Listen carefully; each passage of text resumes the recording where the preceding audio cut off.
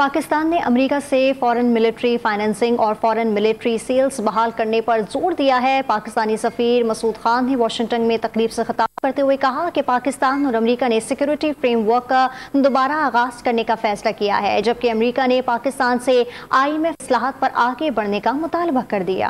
پاکستان نے امریکہ پر زور دیا ہے کہ سابق امریکی صدر ڈونلڈ ٹرمپ کے دور میں معطل کی گئی پاکستان کی فوجی امداد اور فروغ بحال کی جائے۔ امریکہ میں پاکستانی سفیر مسعود خان نے پاک امریکہ تعلقات پر پروگرام میں بات کرتے ہوئے کہا کہ پاکستان اور امریکہ نے فیصلہ کیا کہ سیکیورٹی فریم ورک کا دوبارہ آغاز کیا جائے، جس کا مقصد خطے کی سیکیورٹی، انسداد دہشت گردی اور افغانستان میں استحکام کا فروغ ہے۔ اس دوران امریکہ نے پاکستان سے IMF اصلاحات پر آگے بڑھنے کا مطالبہ بھی کیا۔ امریکی محکمہ خارجہ کی پاکستان کے امور کی نگران الزبتھ ہورسٹ نے کہا کہ پاکستان اور IMF نے جن اصلاحات پر اتفاق کیا ہے وہ آسان نہیں۔ پاکستان کو دوبارہ مضبوط مالیاتی بنیادوں پر لانے کے لیے ان اصلاحات پر عمل ضروری ہے۔